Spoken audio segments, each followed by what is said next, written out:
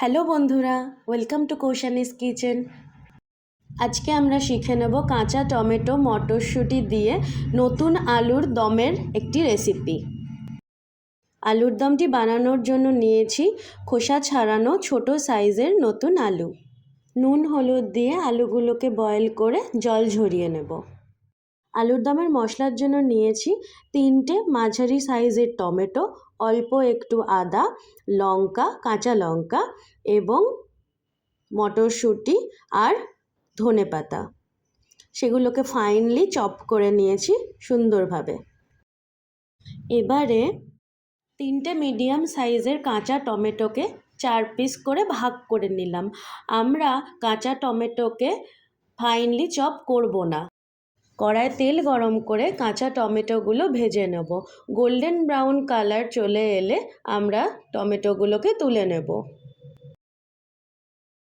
এবার কড়ায় আবার তেল গরম করে নিয়ে সেদ্ধ করে রাখা আলুগুলোকে তেলে ভালো করে ভেজে নিয়ে তুলে রাখবো। এবার আগে থেকে কুচো করে রাখা আদা কুচিগুলো নিয়ে তেলের মধ্যে ভেজে নেব এবং আগে থেকে রেখে দেওয়া মটরশুঁটিগুলো আদা কুচোর মধ্যে দিয়ে ভালো করে নাড়িয়ে চাড়িয়ে সুন্দর করে ভেজে নেব। আপনারা মটরশুঁটি নাও দিতে পারেন।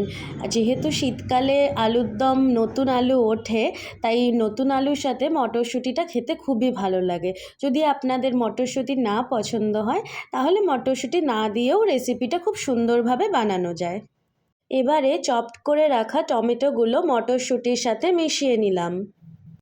পরিমাণ মতন কাঁচা লঙ্কা দিয়ে দেবেন, যে যেমন ঝাল খান সেই অনুযায়ী ঝাল দেবেন। সামান্য পরিমাণে গোলমরিচ দিয়ে দিলাম, আসলে গোলমরিচ অনেকাংশে স্বাদটাকে বাড়িয়ে তোলে। কাঁচা লঙ্কার পরিবর্তে শুকনো লঙ্কা মানে লাল লঙ্কাও ব্যবহার করতে পারেন।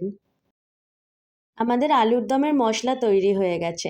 আগের থেকে ভেজে রাখা আলু এবং টমেটোগুলো এবার মশলার সাথে মিশিয়ে নাড়িয়ে চাড়িয়ে কষিয়ে নিলেই আমাদের মটরশুঁটি কাঁচা টমেটোর আলুর দম তৈরি।